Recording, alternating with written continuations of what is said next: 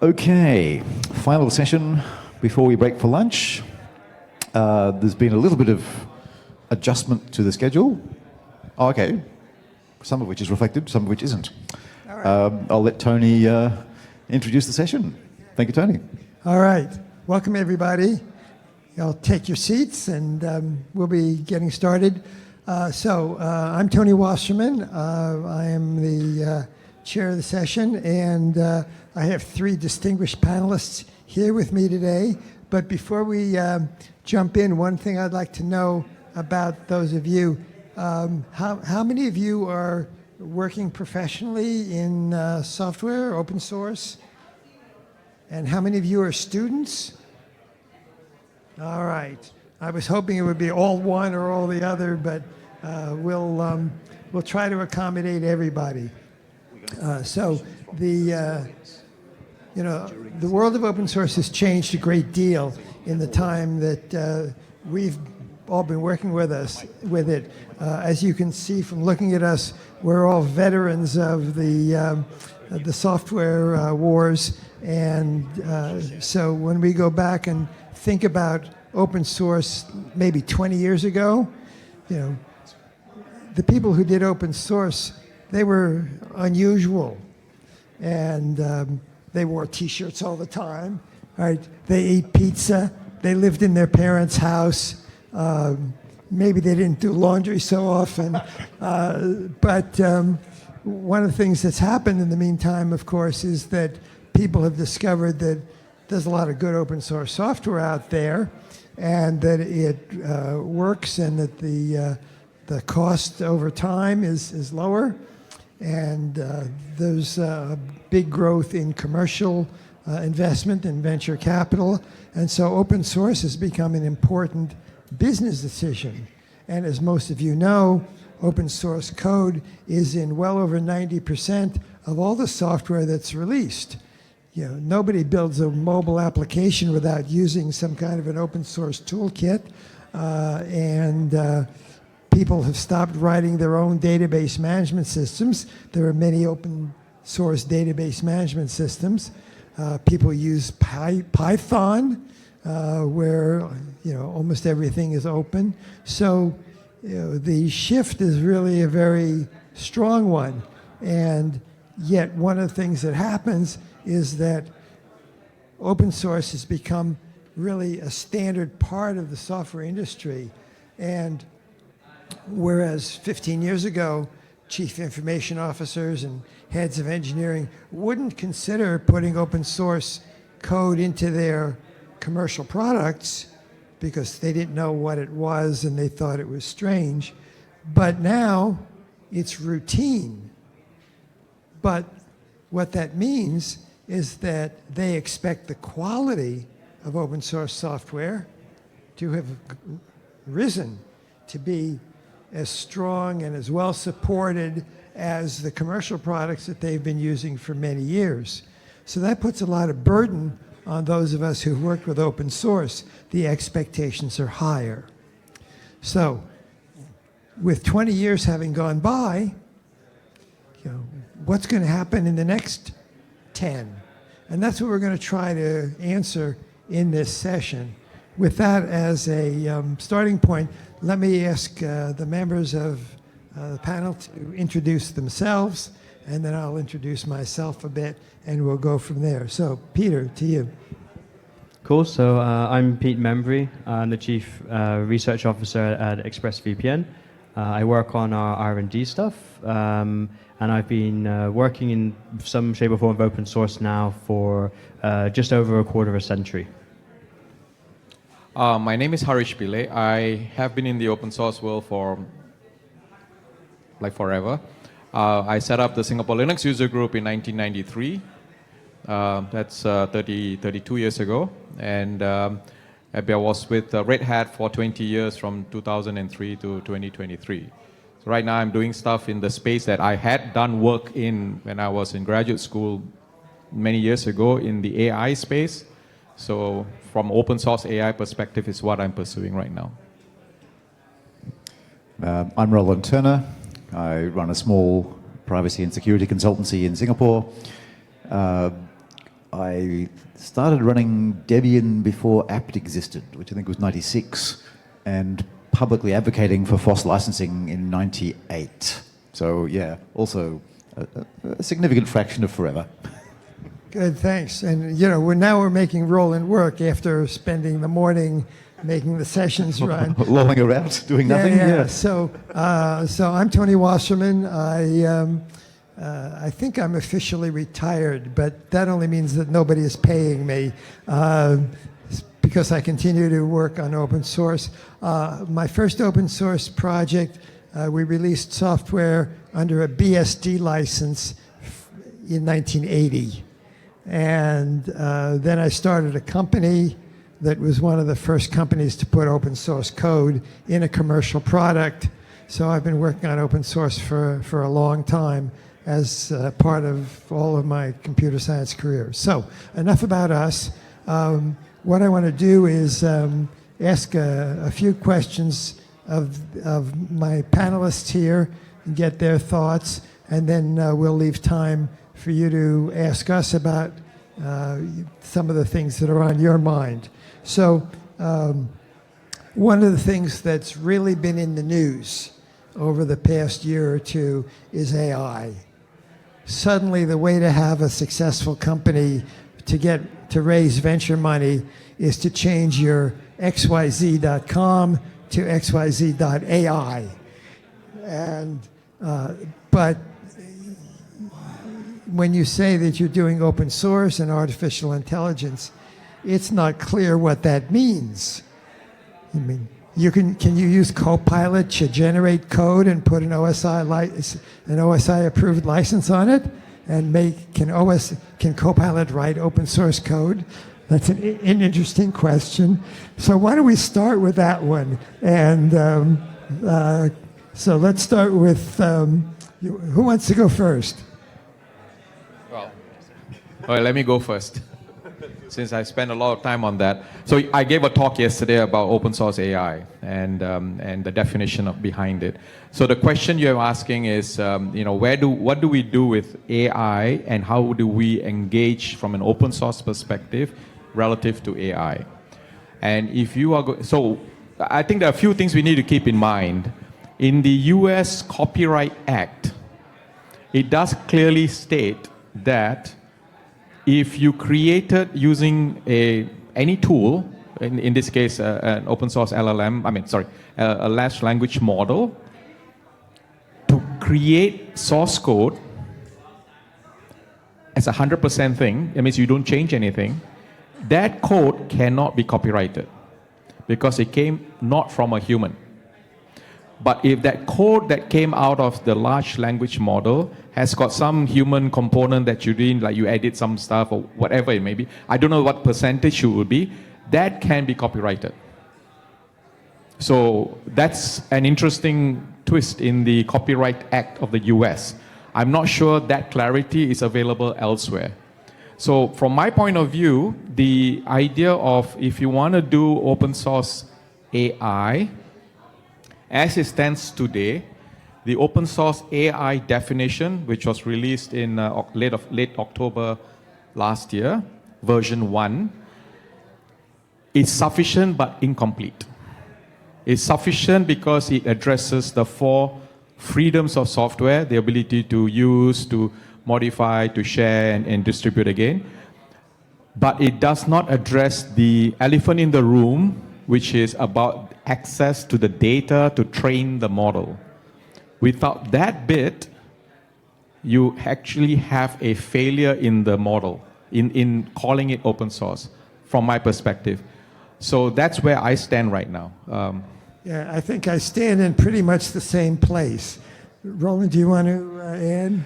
I was only going to offer that we've actually encountered a variant of this question late last century when IBM first opened its Java CC. This is a compiler generating compiler. And they published the source code as a bunch of machine-generated Java. There was nothing disingenuous. This was within months of IBM successfully persuading Apache to make a foundation. It was just early days, and the issues hadn't been thought through.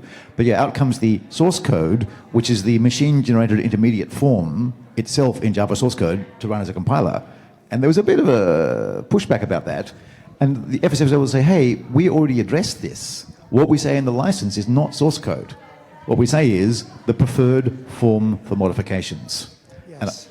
And I suspect that the question that you're getting at will turn a bit on that. So it's a precursor to what we have now, because there was a big battle between Sun and IBM over this at the time. But good. Peter, do you want to add your thoughts? It's not required. Yeah, I mean, well, there's not much to add after both of those. But yeah, I mean, I think it's going to be really interesting. The power that we're seeing from these tools, either commercial open source. Now, open source is obviously, massively gaining ground here. I think from the corporate perspective, it's still trying to figure out, well, what can we use and how can we use it? Especially if you're working with companies that stretch multiple jurisdictions. And so the big question is going to be, well, I really want to use an open source model, and I really want to go that route, but there are a lot of unanswered questions and a lot of potential legal issues. If the person who writes it is in the EU, but we're going to be publishing it to people in the US, does that make a difference?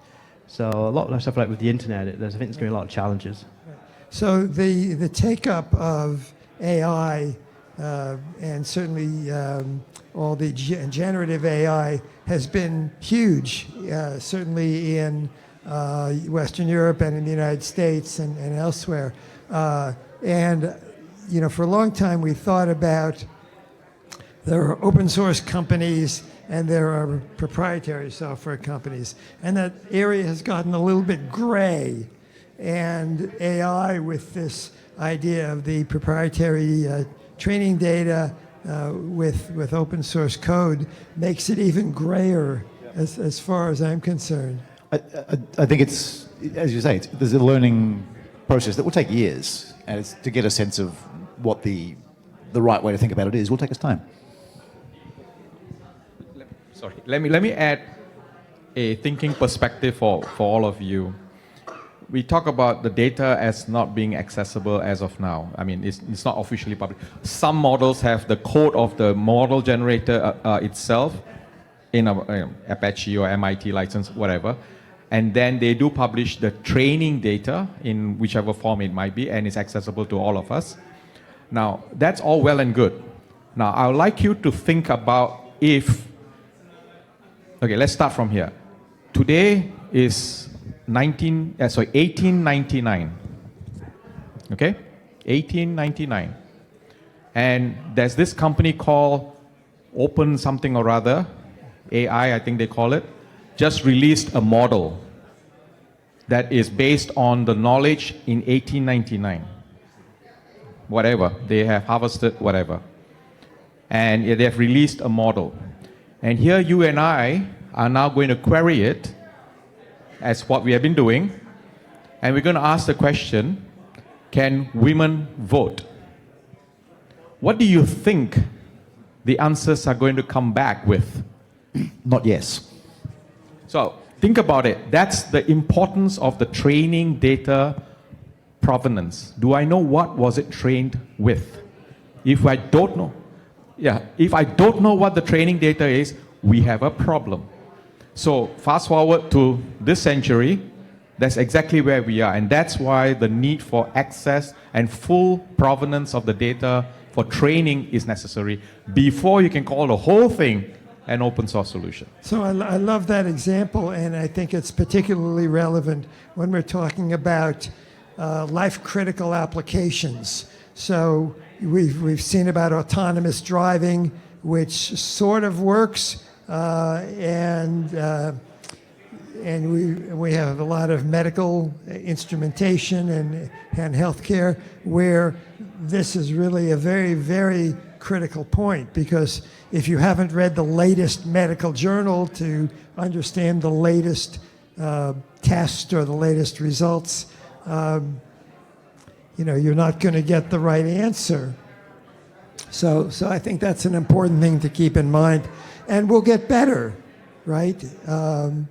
Because we've seen that kind of continuous improvement in technology forever, right? You know, we all talk about version 1.0, and in fact, the OS AI definition is version 1.0. So what we're going to see in 1.1 or 2.0, I think is going to be somewhat different. Well, we could go ahead. I was just going to add one quick thing to that. Where we see people with these new technologies, because they are in many ways like magic. I mean, the way that you look at the way that what they can do. But we've seen this with things like GPS, where people who are otherwise like sensible human beings have literally driven down dirt tracks or driven off bridges that don't exist, that they then later said they knew didn't exist because the computer told them to. So the ability to get that data up to date and be able to refresh it and to check it and to sanity check it. I think we're going to see a similar sort of kind of progression with this sort of technology as well. Yeah. So could we ask some of the people who are having conversations in the back to take it outside? Thank you. Thank you all. All right. It's a tough battle up here. All right. So now we have... now you're the corporate decision maker or the VP of engineering in a company, and you want to use AI in a product. Maybe you're a product manager. So now what's your problem is an interesting one where, and it goes beyond the open source, of course.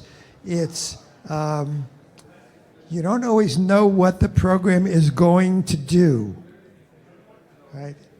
And you know, if you have a software engineering background, as many of us do, you know, you're supposed to be able to write the requirements, and you're supposed to test the program that you've written.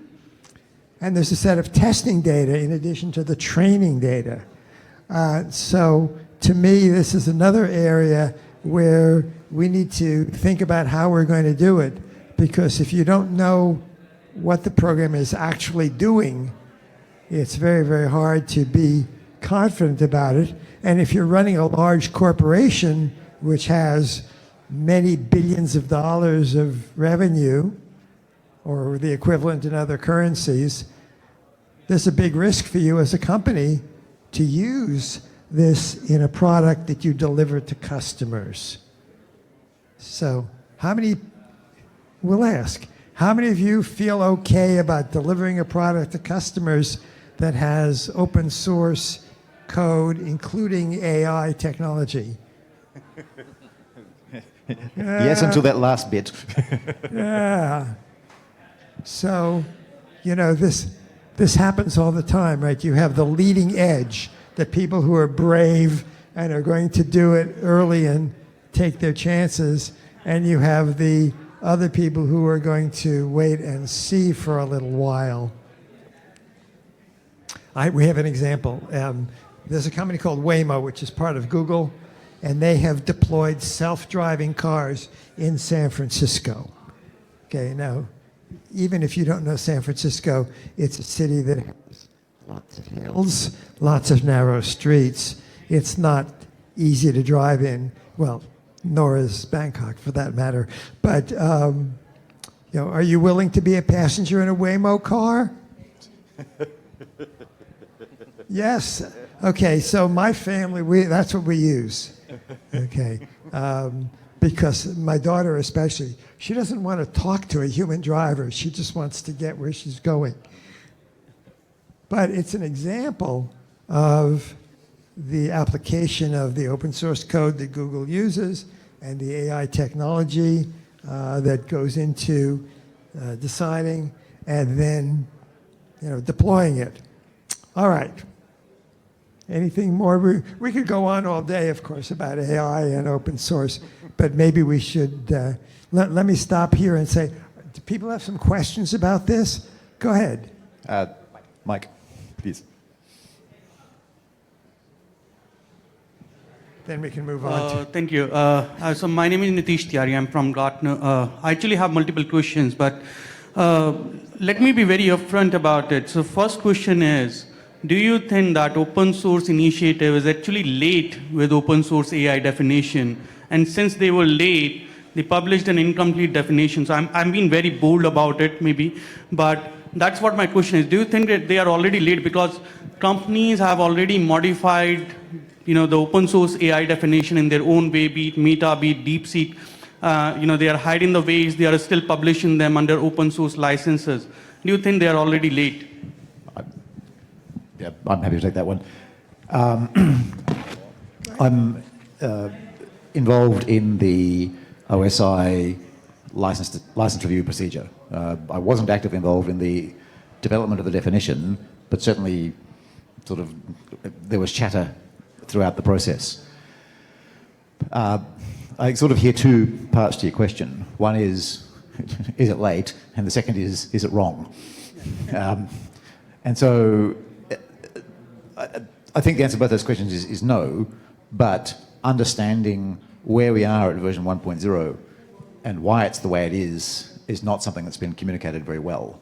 It's also a bit subtle, but the guts of it is trying to pin down the definition too early would have been a mistake. It's like regulators or worse, parliaments trying to write laws before technology is understood.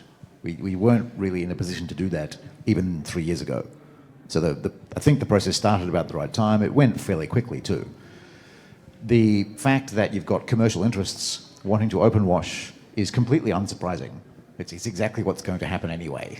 And it's not reasonable to say, if only we got a consensus definition out first and it was right a year or two sooner, then we could tell a bunch of sort of opportunistic companies to please stop being disingenuous. I don't think this is a problem. Over a period of time, as the consensus improves, those problems will be resolved. And I think we need to be looking at a 5-year, 10-year, 20-year timeline, not a 1-year timeline. On the definition itself, there are two fundamental problems that gave rise to the perhaps unexpected requirement about the data. One is the irreducible one, that there's a whole lot of really important AI work that's reliant upon data that's either infeasible to publish or straight out illegal to publish. And we talked about sort of medical applications. You categorically cannot publish the source data in any developed jurisdiction. But it would be absurd to say that the training mechanism and the demonstrations and the agents and all the other pieces that surround that, therefore, should never ever be within reach of open source. And so it made sense to say, okay, fine, we'll talk about the components that can be open source, and where we're dealing with data that can't be, then there's a requirement about what you disclose and how you disclose it. Okay. It's not quite nothing. So I know this is a long answer. So that was the first issue, and then the other issue is the expertise required. It's a much more complicated problem to evaluate obligations in privacy and in copyright, sorry, not copyright, privacy and other law that isn't copyright in dozens of jurisdictions. The OSI is really good at Berne Convention copyright, which is 180 countries uniform. For the other issues, it's more complicated. So the 1.0 is, here's the solution today. It's a workable starting point, but per Harish's proposal, step 1 is recognize that's lesser open source and have a version 2 that actually says you must have the data. Okay. Sorry, very long answer. Good, thanks. No, that's very, very helpful, and it takes a while to explain this. So my answer is also no about whether it's too early, because what they've done is they've put something out there that's a basis for discussion and decision making. And those of us who work in this field know that you very rarely get it right the first time. It's not something that happens. And this is why we use decimal points to describe our versions. Sometimes 2.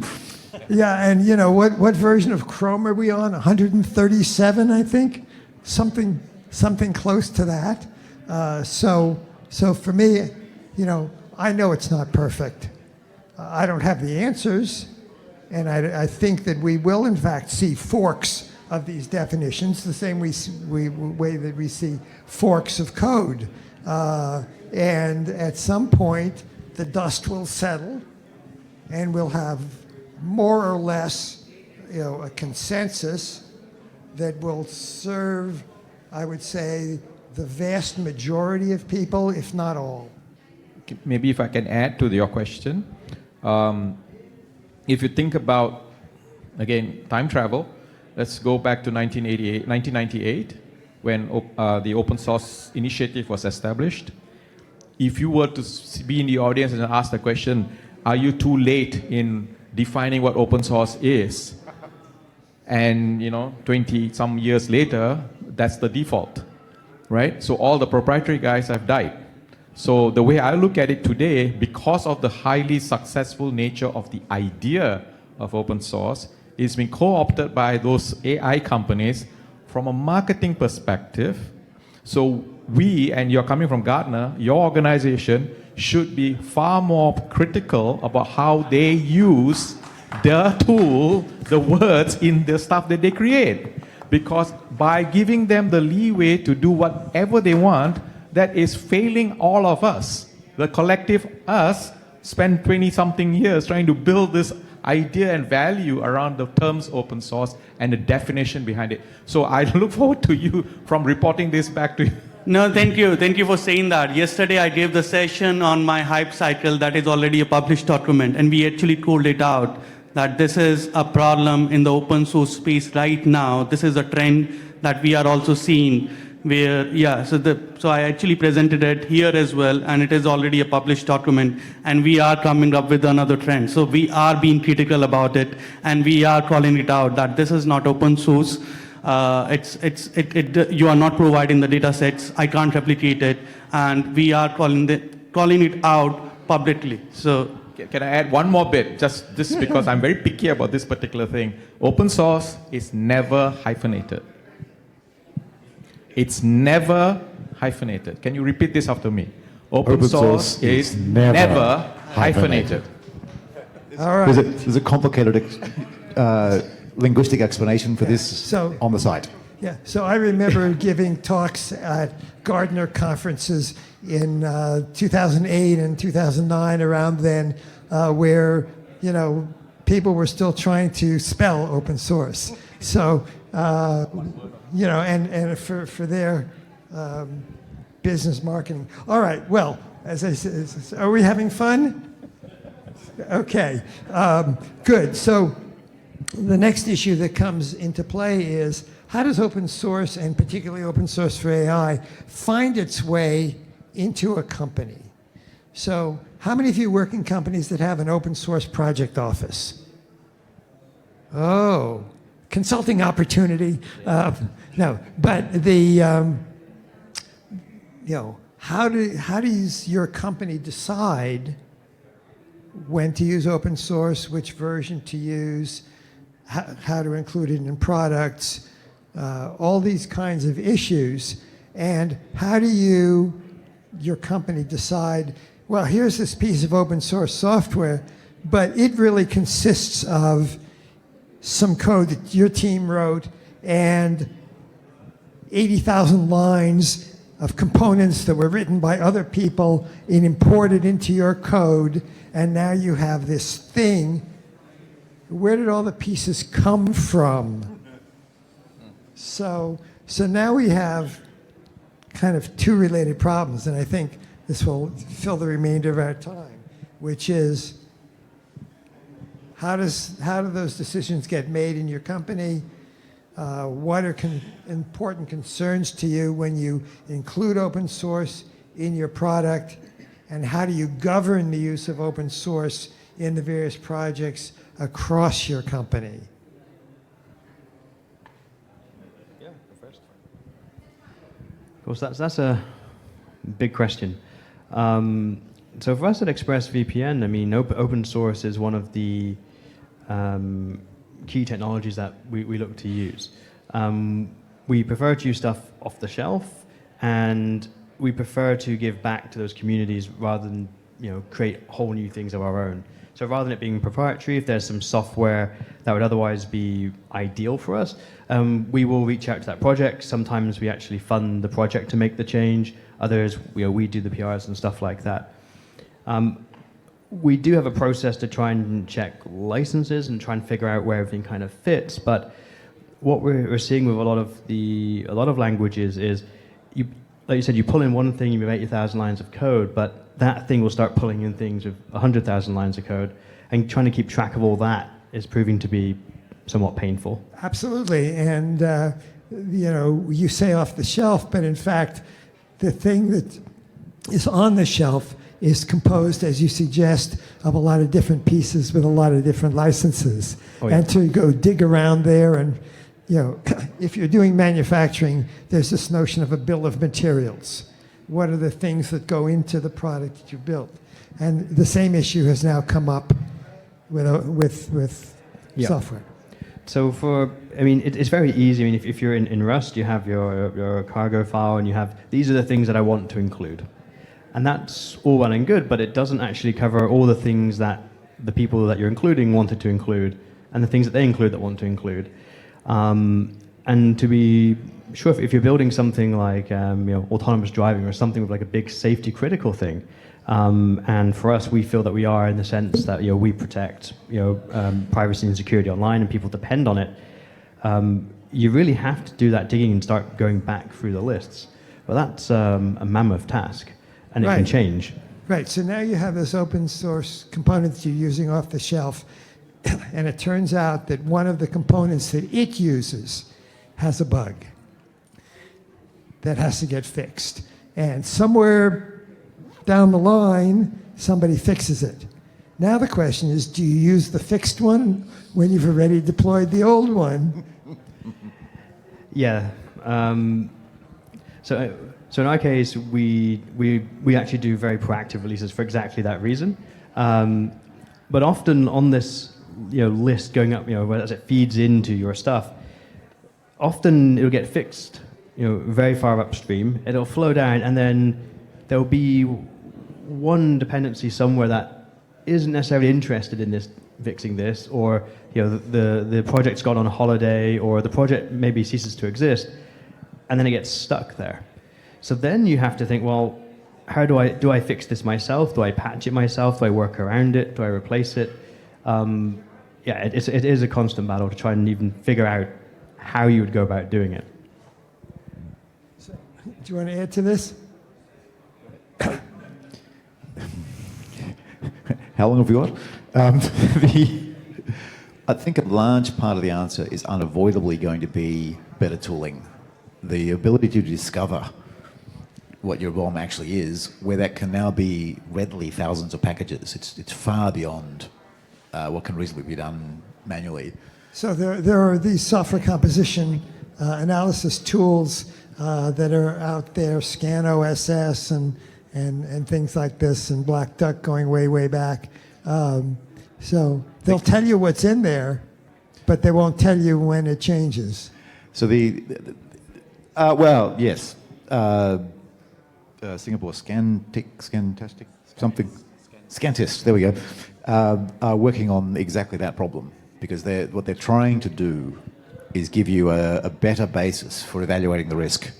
So if you've got X thousand packages in the transitive closure and 200 open CVEs, it's like, what do we need to know? How do we act? It's not perfect because no one has full coverage regression tests, so you can't necessarily work out whether a particular bug is implicated in your environment, but it's ongoing work to improve the tooling to help narrow the focus so that you can correctly prioritize stuff that often has to be done at emergency priority. If you've got stuff that's in production for finance or healthcare and you've got reason to believe there's a remotely exploitable bug, you can't ignore that. You have to move in hours. And so, Can I ask a thought question Sure. to all of you?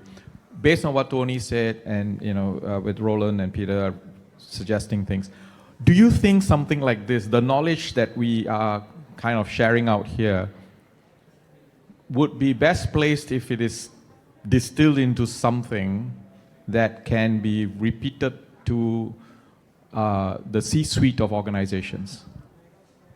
To organizations, the CEO, the CIO, the CTOs, who don't necessarily have the, the background of years of living and breathing this technology that we talk about.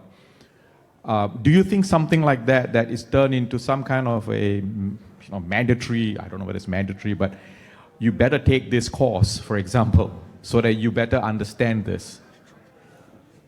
So I'm just asking, do you think something like that would be useful? Totally hypothetically. Totally hypothetical. Yes, it's useful. The reason... Microphone? That's not your comment. Okay, you have a question. All right. The microphone, please.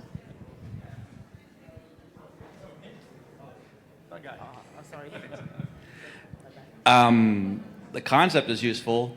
Nobody commercially will use it. This is the reason why big companies avoid open source, and they want to hire a commercial place so that they can point to somebody and fire when it goes wrong. But that's not what's happening anymore. That's changed quite a bit. Well, I think that's what these open source services companies are providing. They're providing that I'll take responsibility for you layer. It's been this case in the security world since the 90s. Yes. And open source is just catching up to that and getting credibility within that. In 2006, I brought the first open source software into Reuters. It took me a year and a half to get them to accept Postgres for free rather than pay $250,000 per license for their SQL server thing. Right. Took me a year and a half. Yep. No, absolutely. But that's, as I say, it's not as bad now as it was in 2006. Because I published a paper in 2006 called Building a Business on Open Source Software. And, that's very relevant. But, time marches on slowly. We had another response. Yeah. So I completely agree with this guy over here, but from a slightly different angle.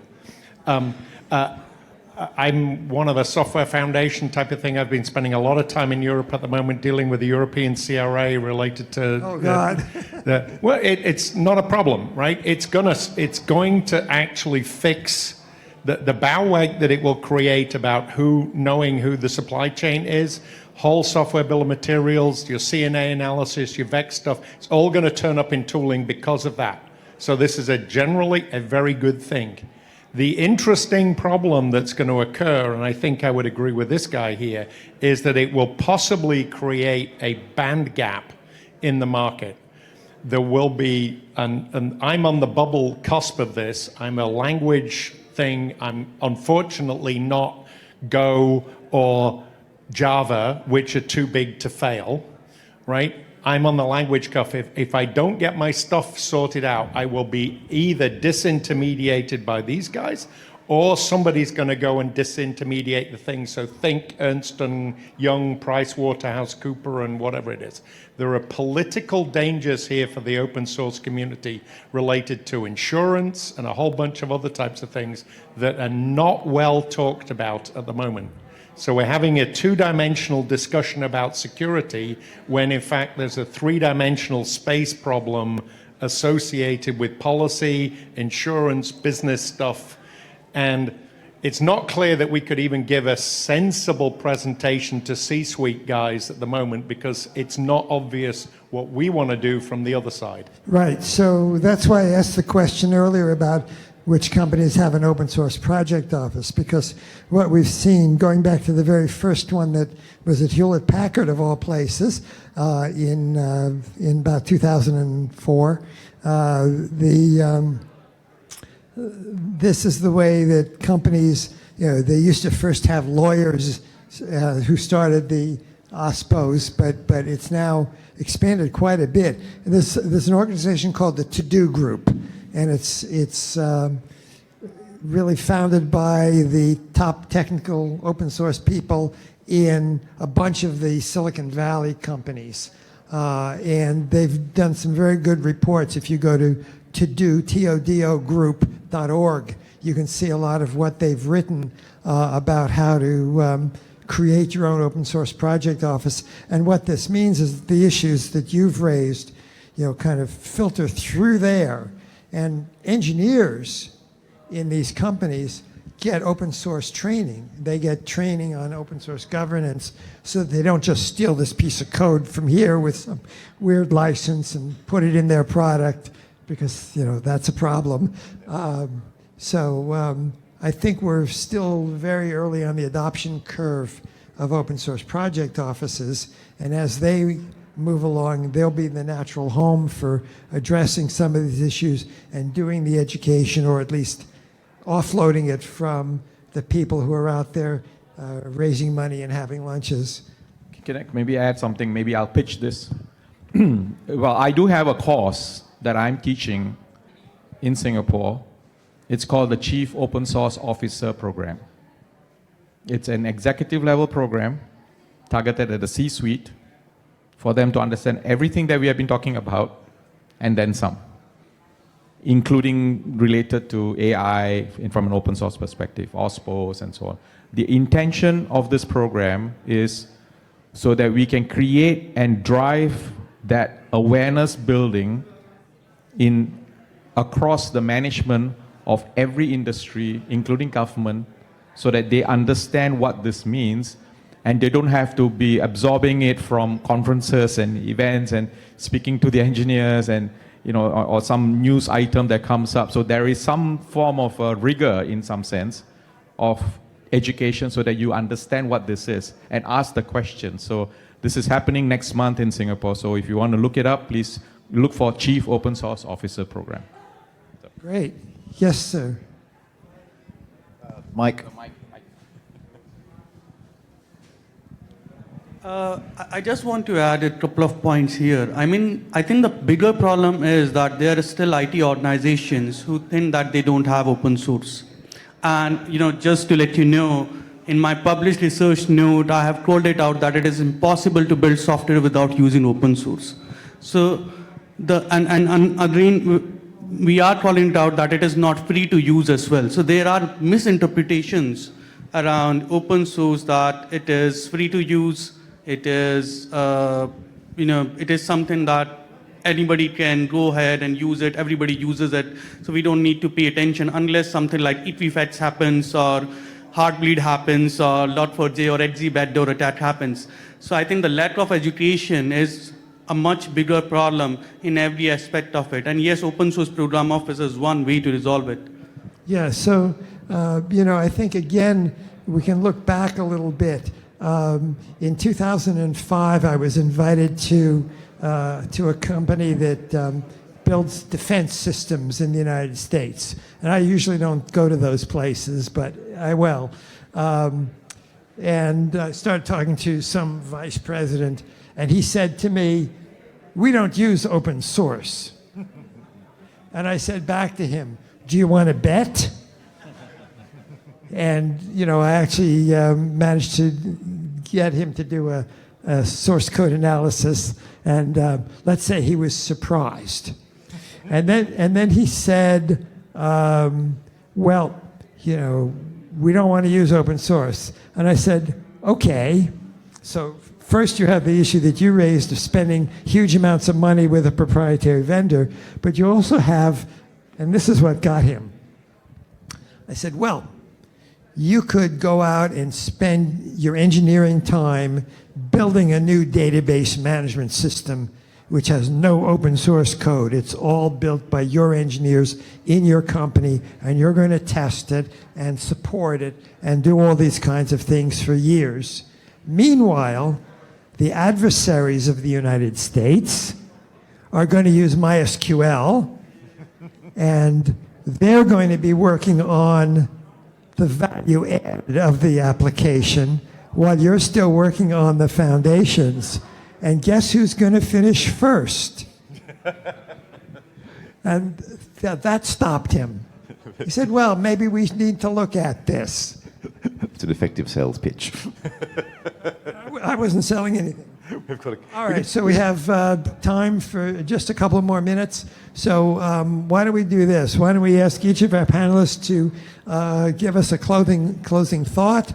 And I'm not very hungry, so I'm not going to rush off to lunch if people want to come and ask questions one-on-one. Go ahead, Roland, you start. I don't know that I had anything prepared for this. I think we are, for better or worse, living in a particularly exciting time. The transition. Interesting times, Confucius said. Yeah, we have, for better or worse, we live in interesting times. I have some very real concerns, and I talked about them at length yesterday, but I think the future is bright. I think there's a whole lot of interesting possibilities that are becoming more and more. I won't bore you with an hour of what they are, but I'm very bullish. I would say I'm bullish as well. I think the fact that we are here today speaking about this, what I want to see really is by next year we don't have to talk about this. It is the norm. It is understood. People get it. Let's move on. Let's build the next best thing. We don't have to keep referring back to free software, licensing, Move on. There are many more things that we need to do. There's so many more things we need to build instead of going around in circles. This is really navel gazing we are doing after 20-something years. We're still looking to see how do you do this better. Let's fix this now and let's move on so that we don't have to talk about this and say, oh, that's an archaic way of talking.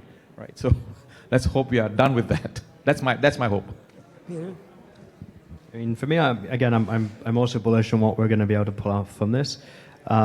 I think it's more interesting right now because these technologies are growing and improving at such a vast rate, whereas historically some of the systems have been able to keep up with that. Now we are seeing a bit of a gap. But again, the fact that we're here talking about this gap and how to close the gap, I think will allow us to kind of catch up eventually, or let's say in time. But it's also going to set the foundation for the next thing that's going to come. And so next time we get some sort of like a super AI or something like that, or some new technology, I don't think we'll get blindsided by how fast the whole thing can move. I mean, we probably will actually, but I don't believe that. At least we'll have. Yeah, I mean, at least we'll have some plan or something that we've done previously. So. All right. So I have one piece of good news. There's enough work out here to keep everybody employed. If you become knowledgeable about some of these topics we've talked about today, you will be in demand, and I see that happening almost everywhere. So that's good news. All right. So I've had fun doing this. I hope you did too, and I learned a few things while doing it. So thanks for coming to the session, and we'll wish you a happy day. Thank you.